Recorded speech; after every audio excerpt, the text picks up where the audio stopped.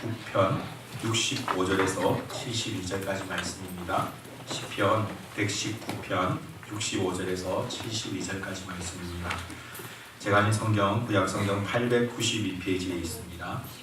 시편 119편 65절에서 72절까지 말씀입니다. 찾으신 줄 알고 한 절씩 교독하도록 하겠습니다. 여호와여, 주의 말씀대로 주의 종을 선대하셨나이다. 내가 주의 길을 믿었사오니 좋은 명철과 지식을 내게 가르치소서. 고난 당하기 전에는 내가 그릇 행하였더니 이제는 주의 말씀을 지키나이다. 주는 선하사 선을 행하시오니 주의 율례들로 나를 가르치소서. 교만한 자들이 거짓을 지어 나를 치려 하였사오나 나는 전심으로 주의 법도들을 지키리이다. 그들의 마음을 살쪄서 기름덩이 같게 굽는 자, 나는 주의 법을 즐거워하나이다. 고난 당한 것이 내게 유익이라. 이로 말미암아 내가 주의 율례들을 배우게 되었나이다. 주의 입의 법이 내게는 천천 금은보다 좋으니이다. 아멘. 우리 앞뒤 좌우로 한번 인사할까요? 감사합니다. 사랑합니다. 축복합니다. 감사합니다. 사랑합니다. 축복합니다. 하나님의 놀라운 은혜가 오늘도 우리 가운데 함께하기를 주님의 이름으로 축복합니다. 우리 잠시 기도하고 같이 말씀을 나누도록 하겠습니다. 사랑의 주님, 오늘도 우리를 불러주시고 아버지 예배의 자리에 우리가 설 수 있도록 인도하여 주심을 감사합니다. 오늘도 이 시간 아버지 말씀을 듣기를 원합니다. 살아있는 하나님의 그 놀라운 말씀이 우리의 심령을 주관하며 하나님의 그 놀라운 은혜를 마음껏 누리는 자리가 되기를 간절히 소망합니다. 하오나 아버지 하나님, 이 자리 너무 무익한 종이 이곳에 섰사오니 아버지께서 은혜를 더하여 주셔서 이 부족한 종의 허물은 다 감추어 주옵시고 온전히 아버지 하나님 말씀만을 대원하는 귀한 시간이 될 수 있도록 주님 인도하여 주시옵소서. 아버지께서 강권적으로 다스려 주옵시기를 간절히 원하옵고 살아계신 주 예수 그리스도 이름으로 기도하옵나이다. 아멘. 우리는 계속해서 이 수요 저녁마다 하나님의 속성에 대해서 살펴보고 있습니다. 오늘은 하나님의 속성 가운데 사실 사람의 마음으로는 사람의 지성으로는 너무나 이해하기 힘든 그런 속성을 같이 한번 살펴보기를 원합니다. 그것은 바로 하나님의 선하심입니다. 하나님의 선하심이 왜 그렇게 우리가 이해하기 힘든 것일까? 그것은 우리가 하나님의 선하심에 대해서 제대로 용납하지 못하는 경우가 우리가 살아가는 삶 가운데 종종 나타나기 때문에 그렇습니다. 우리가 생각하는 하나님의 선하심은 하나님께서 우리가 원하는 뜻대로 이루어주시는 것, 그것을 우리는 하나님의 선하심으로 생각할 때가 참 많이 있습니다. 질병에 걸려있는데 기도함으로 하나님께서 그 질병에서 낫게 해주셨습니다. 그럴 때 우리가 고백하는 것이 하나님은 선하시다라고 고백하죠. 우리가 어떤 문제가 있어서 하나님께 기도했습니다. 하나님, 이 문제를 해결해 주십시오 라고 기도했는데 하나님께서 그 문제를 해결해 주셨다. 그럴 때 우리는 하나님은 선하십니다 라고 우리는 고백합니다. 그러나 성경에서 말하고 있는 하나님의 선하시다는 것은 우리가 생각하고 있는 그런 개념과는 좀 다릅니다. 하나님은 선하십니다 라는 이 말을 우리가 다르게 표현하면 하나님은 실수하지 않으십니다. 하나님은 완벽하십니다 라는 고백입니다. 사랑하는 성도 여러분, 하나님께서는 선하십니다. 하나님께서는 실수하지 않습니다. 여러분은 이 사실을 믿으십니까? 진실로 믿으십니까? 만약 하나님께서 내가 원하지 않는 뜻대로 나를 이끌어갈 때 여러분들은 이러한 고백을 하나님께 하실 수 있을까요? 제가 한 20년 가까이 청소년 사역을 하면서 다양한 아이들을 만나본 적이 있습니다.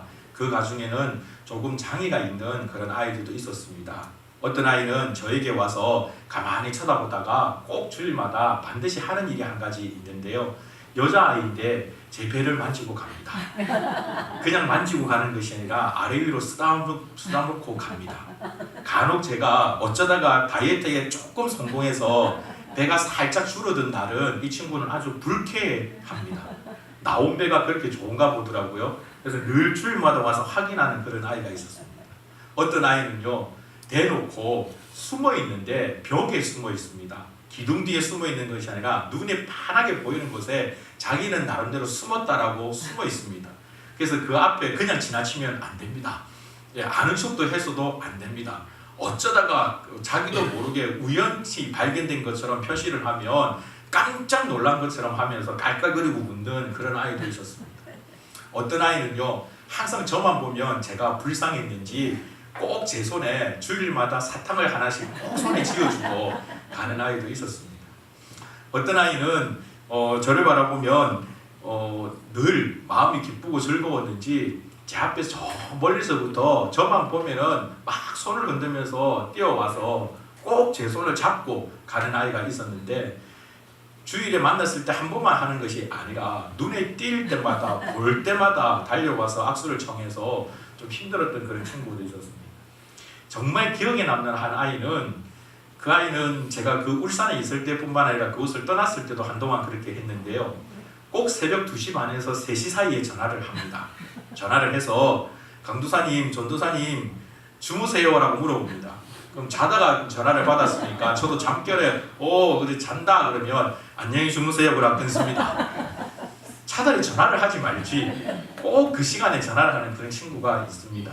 근데 그런 친구들이 떠나보면 참 마음에 오래 남습니다. 있을 때도 그 친구를 위해서 한 번 더 기도하게 되고 하나님의 은혜를 구하게 되는데요.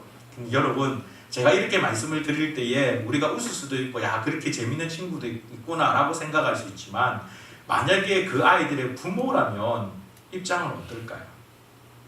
그 아이들의 부모라면 그런 아이들을 바라볼 때 그 마음속에 어떤 생각이 들까요?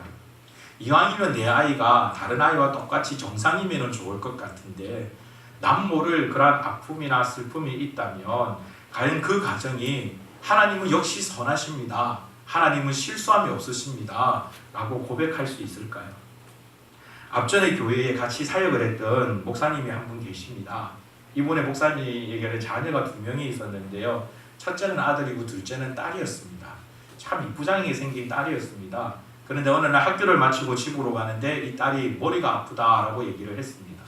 그날 저녁에 아빠하고 밤늦게까지 잘 재밌게 놀았습니다. 책도 읽어주기도 하고 참 재밌게 놀았는데 계속 머리가 아파요 라고 그러길래 그럼 자고 내일 아침 되면 일찍 병원에 가자라고 했습니다. 그리고 그 다음날 아침에 일찍 병원을 갔습니다. 병원에 갈 때까지만 해도 의식이 있었는데 병원에서 진료받는 가운데 아이가 의식이 없어졌습니다. 쓰러져 버렸습니다. 그래서 깜짝 놀라서 더 큰 병원으로 급히 달려갔습니다. 병원에서 정밀 검사를 한 결과 뇌에 종양이 있다라는 결과가 나왔습니다. 그때가 수요일이었습니다. 그 소식을 전해 듣고 전 교인이 수요 저녁 기도회 때 하나님 앞에 간절히 기도했습니다. 하나님, 이 아이를 살려주십시오. 이 아이를 살려주십시오. 그 수요 기도회가 끝나고 난 다음에 저희들이 교육자실에 앉아 있는데 갑자기 교육자실 안쪽에서 담임 목사님께서 통곡을 하시면서 뛰어나오셨습니다. 그리고 남기신 말씀이 그 아이 이름이 유나였는데 유나가 내사 상태에 빠졌다라고 외쳤습니다. 그 자리에 있던 모든 교육자들이 함께 울었습니다. 조금 전까지만 해도 정말 믿음을 가지고 우리가 기도하면 하나님께서 고쳐주실 것이라는 믿음을 가지고 온 교회 성도들이 간절히 기도했는데 결과는 내사였습니다. 그리고 하루도 넘기지를 못해서 그 다음날 아침에 그 유나는 하나님의 곁으로 갔습니다. 마음이 너무나도 많이 아팠습니다. 유나를 보러 가는 내내 모든 교육자들이 다 함께 울었고 정말 모든 장례 예배를 드리는 그 순간순간마다 모두가 다 눈물바다였습니다. 하나님을 솔직히 이해할 수가 없었습니다. 여러분, 그런 순간에 여러분, 그래도 역시 하나님은 선하십니다, 하나님은 실수하지 않으십니다 라고 여러분 고백할 수 있을까요? 우리는 너무나도 쉽게 하나님은 선하십니다 라고 입으로 내뱉지만 사실 우리의 이성으로 우리가 살아가는 삶들 속에서 하나님은 역시 선하십니다, 하나님은 실수하심이 없으십니다 라는 고백을 하는 것은 쉽지 않습니다. 아마 잘은 알지는 못하지만 우리 미랄 교회 내에서도 그런 아픔들이 있지 않을까요? 여러분 가정에 남에게 얘기할 수 없는 그런 아픔이 있을 것입니다. 마음에 큰 괴로움이 한두 가지 정도는 있지 않을까 싶습니다. 사실 하나님께서 우리의 기도에 응답해 주신 그 놀라운 은혜에 우리는 감사하고 기뻐하고 있지만 가만히 생각해보면 우리가 드렸던 그 기도 가운데 우리가 원하는 대로 응답되었던 것보다 우리가 원하는 대로 응답되지 않았던 것이 더 많지는 않습니까? 여러분, 그런 하나님 앞에 과연 하나님은 선하십니다, 하나님은 완전하십니다, 하나님은 실수함이 없습니다 라고 고백할 수 있을까요? 그러나 성경을 통해서 우리가 발견할 수 있는 하나님은 그럼에도 불구하고 하나님은 선하십니다. 하나님은 완벽하십니다. 하나님은 실수하지 않습니다 라고 고백할 수 있는 자가 되어야만 합니다. 사랑하는 성도 여러분, 주님의 큰 기쁨이 되시는 귀하고 복된 성도 여러분, 정말 우리가 살아가는 삶들 속에서, 우리가 걸어가는 그 모든 걸음들 속에서 역시 하나님은 선하십니다 라는 이 고백이 떠나지 않기를 간절히 소망합니다. 우리 가운데 어려움이 있다 할지라도, 우리 가운데 고난이 있다 할지라도, 내가 원하지 않는 대로 하나님께서 나를 인도하신다 할지라도 하나님을 의심하거나 하나님의 그 신실하심을 의심하는 그런 죄를 범하지 않기를 간절히 소망합니다. 성경에서 찾아볼 수 있는 가장 대표적인 인물이 욥입니다. 욥이 받았던 고난 여러분 다 아시죠? 교회에서 많은 성도들이 기도합니다. 하나님, 우리 아이가 다윗과 같이 되게 해주십시오. 우리 아이가 베드로와 같이 되게 해주십시오. 우리 아이가 저 다니엘과 같은 믿음을 갖게 해주십시오라고 기도합니다. 그러나 어느 한 분도 지금까지 하나님, 우리 아이가 욥처럼 살게 해주십시오라고 기도하시는 분은 절대 보지를 못했습니다. 사실 욥이 받았던 그 고난은 너무나 두렵습니다. 욥이 받았던 그 고난 가운데 100분의 1이라도 과연 저에게 닥친다면 나는 과연 욥처럼 그렇게 고백할 수 있을까? 참 두렵습니다. 그러나 욥기를 가만히 읽어보면 그런 상황 가운데서도 욥은 하나님을 원망하지 않습니다. 왜 원망하지 않느냐? 욥이 알고 있는 하나님은 선하신 하나님이기 때문에 그렇습니다. 욥이 알고 있는 하나님은 실수하시는 하나님이 아니라는 것을 욥은 알고 있기 때문에 그렇습니다. 욥은 자기의 10자녀를 하루아침에 다 데려가 버리셨지만 그럼에도 불구하고 자기가 믿고 있는 하나님은 완벽하시다는 사실을 욥은 믿었습니다. 정말 놀라운 믿음의 고백이지 않습니까? 사랑하는 성도 여러분, 하나님의 이 놀라운 속성을 인정하면서 나아갈 수 있는 저와 여러분이 될 수 있기를 주님의 이름으로 축복합니다. 우리가 그럼에도 불구하고 하나님은 선하십니다, 하나님은 완벽하십니다 라고 고백할 수 있는 이유는 우리가 겪는 그 고난이 우리를 완벽하게, 우리에게 유익이 되어지기 때문에 그렇습니다. 오늘 여러분이 읽었던 말씀 가운데 67절을 보십시오. 67절의 시편 기자는 이렇게 고백합니다. 고난 당하기 전에는 내가 그릇 행하였더니 이제는 주의 말씀을 지키나이다 라고 고백합니다.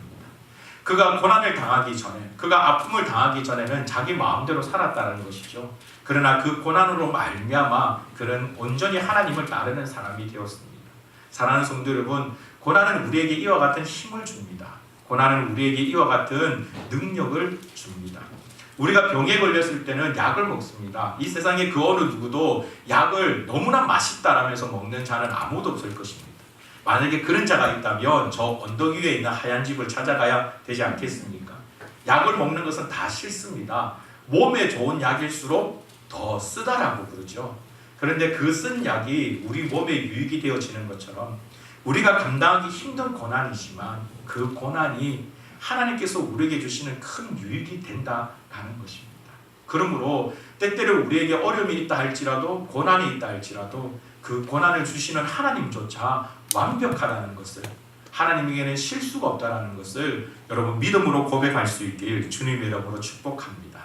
71절에서 시편 기자는 뭐라고 고백합니까? 고난 당한 것이 내게 유익이라, 이로 말미암아 내가 주의 율례들을 배우게 되었나이다.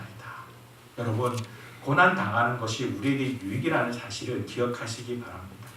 물론 제가 이 말씀을 여러분에게 드리지만 사실 저도 그렇게 기도하지는 않습니다. 하나님 저에게 고난을 주십시오라고 기도하지는 않습니다. 그러나 그럼에도 불구하고 때때로 하나님께서 우리에게 주시는 고난은 우리에게 너무나도 큰 유익이 된다는 사실을 여러분 꼭 믿으시기를 바랍니다. 그러므로 우리가 해야 되는 것이 있습니다. 여러분, 우리는 고난 당할 때 그 고난으로 말미암아 하나님을 원망하기보단 이 고난 가운데 하나님의 놀라운 뜻이 있다는 것을 믿고 오히려 하나님께 감사할 수 있는 자가 되기를 주님의 이름으로 축복합니다. 사실 쉬운 일은 아닙니다. 내게 고난이 있을 때, 나에게 아픔이 있을 때 하나님께 감사한다, 말은 할 수 있지만 실제 삶 가운데 그렇게 한다는 것은 너무나도 어렵습니다. 그러므로 그럴 때 우리가 하나님 앞에 드릴 수 있는 놀라운 은혜의 선물이 한 가지 있습니다. 그 선물이 바로 기도입니다. 고난이 있을 때 여러분 하나님 앞에 기도하십시오. 아픔이 있을 때 하나님께 기도하십시오. 여러분 마음에 가지고 있는 이해 안 되는 그 어떠한 문제들이 있다면 그 문제를 가지고 하나님께 고백하십시오. 하나님께 나아가서 아뢰십시오. 여러분 마음속에 어떠한 사건으로 말미암아 크나큰 상처가 있다면 그 상처를 가지고 하나님께 나아가서 쏟아부으십시오. 차라리 하나님께 나아가서 하나님 왜 저에게 이런 아픔을 주셨습니까? 라고 하나님 앞에 나아가서 탄식하십시오. 오히려 그것이 성도에게는 더욱더 유익이 됩니다. 나중에 기회가 된다면 제가 조금 더 말씀을 연구하고 공부해서 시편의 이 말씀을 우리가 함께 처음부터 끝까지 나누어 볼 수 있으면 좋겠다라는 생각이 듭니다. 시편은 150편으로 구성이 되어 있는데요. 그 150편의 시편 가운데 약 67%, 거의 70%에 가까운 시편이 바로 탄원시, 탄식시입니다. 그들은 하나님 앞에 나와서 탄원합니다. 하나님 앞에 나와서 탄식합니다. 하나님 왜 그렇습니까? 왜 우리 밭에서는 소출이 엉망인데 저 원수의 밭에서는 저렇게 많은 소출을 거둬들입니까? 나는 하나님을 열심히 믿고 살아가고 있는데 나는 하는 일들마다 다 안 되는데 왜 저 원수는 하는 일들마다 저렇게 잘 됩니까? 라고 하나님 앞에 와서 탄식합니다.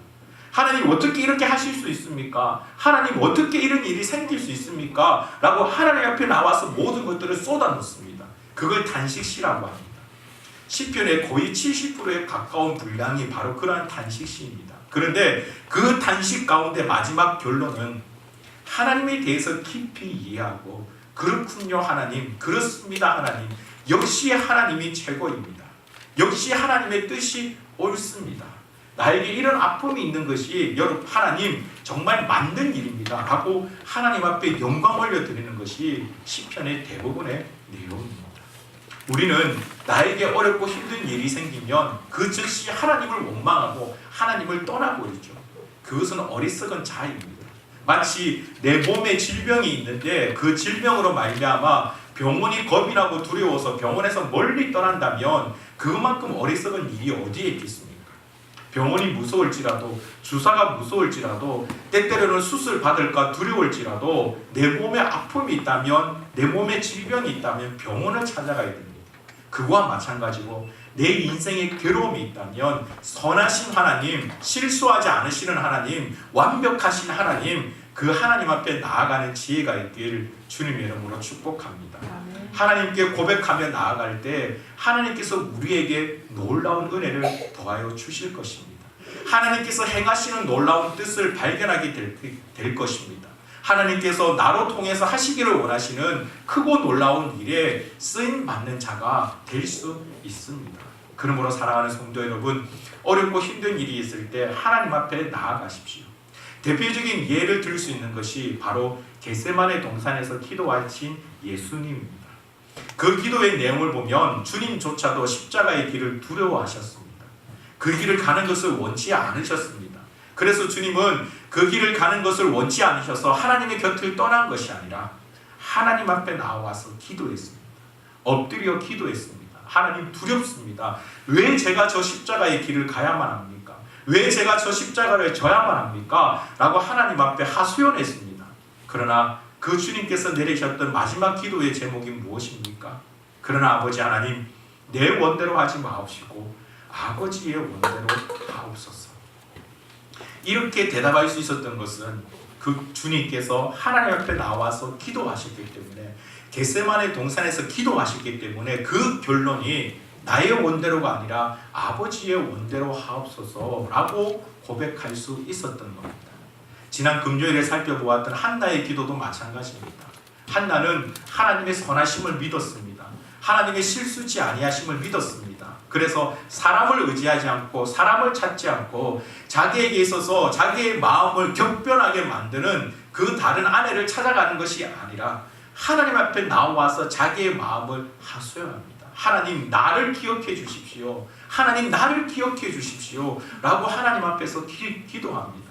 그 기도의 응답으로 이 한나는 하나님의 놀라운 뜻을 깨닫게 되지 않습니까?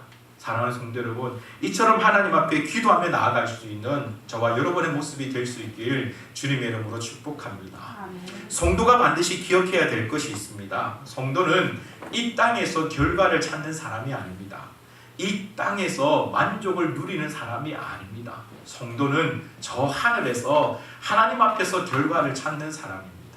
비록 우리가 이 땅에서 가난하게 살았다 할지라도 하늘에서 우리가 하나님과 그 영광을 누리게 된다면 그것이 가장 최고의 길이지 않습니까? 부자와 나사로에서도 우리가 알 수 있듯이 부자로서 이 땅에 살아가는 것보다 나사로서 이 땅에 살아가는 것이 하늘의 결과는 완전히 달랐지 않습니까?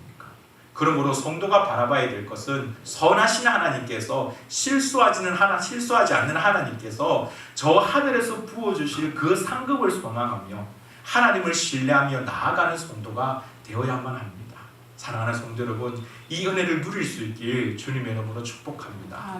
오늘 본문의 시편 기자는 이 은혜를 알았습니다. 그래서 그는 하나님 앞에 이렇게 고백합니다. 70절을 보시면 그들의 마음은 살쪄서 기름덩이 같으나 나는 주의 법을 즐거워하나이다. 이 시편 기자는 고난 가운데 역사하시는 선하신 하나님을 발견했습니다. 하나님은 실수하지 않는다는 것을 그는 알았습니다. 그래서 그는 주의 법을 즐거워한다라고 얘기합니다. 주의 법으로 말미암아 내가 하고 싶은 나의 욕구대로 하고 싶은 그 일들 속에는 제한이 생긴다 할지라도 그럼에도 불구하고 선하신 하나님의 그 뜻을 따라서 나아가는 것이 가장 옳은 길입니다 라고 그는 고백하고 있는 것입니다. 72절을 보시면 주의 입의 법이 내게는 천천금은보다 좋으니이다 라고 그는 고백합니다. 주의 입의 법이라고 표현하고 있죠. 선하신 하나님께서 행하시는 그 놀라운 일이 내게는 천천금은보다 더 좋다라고 고백하고 있습니다.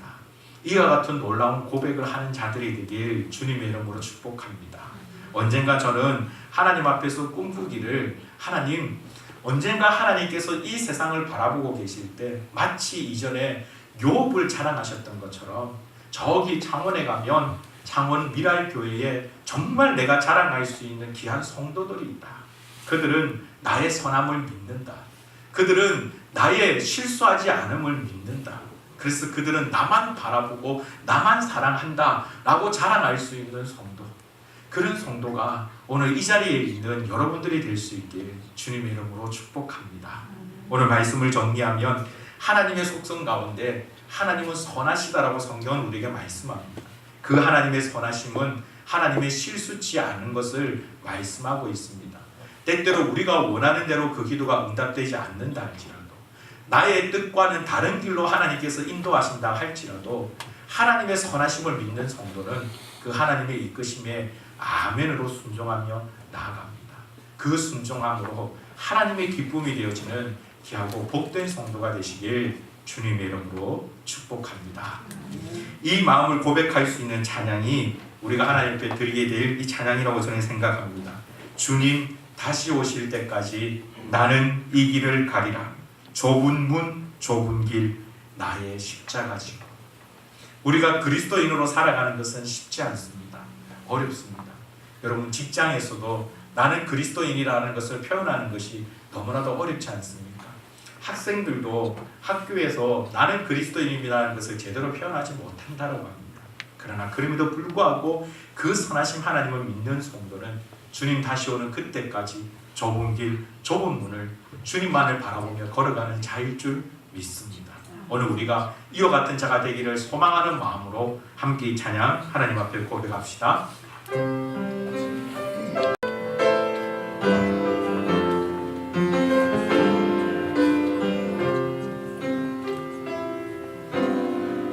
주님 다시 오실 때까지 나는 이 길을 가리라. 좁은 문 좁은 길 나의 십자가 지고 나의 가는 이 길 끝에서 나는 주님을 보리라. 영광의 내 주님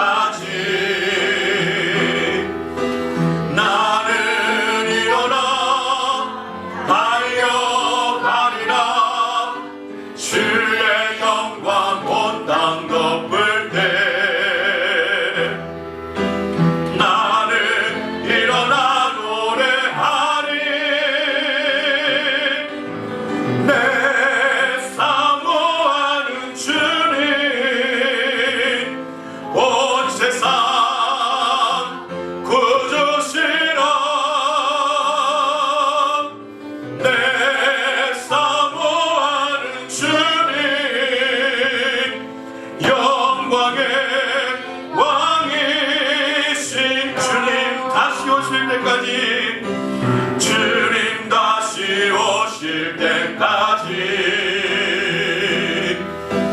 나는 일어나 달려가리라.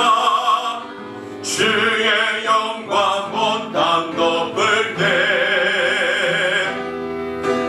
나는 일어나 노래하리. 내 사모하는 주님 온 세상 구주시라. 내 사모하는 주님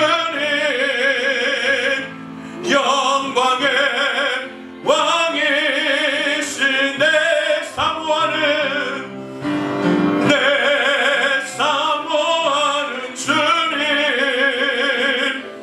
온 세상 구주시라. 내 사모하는 주님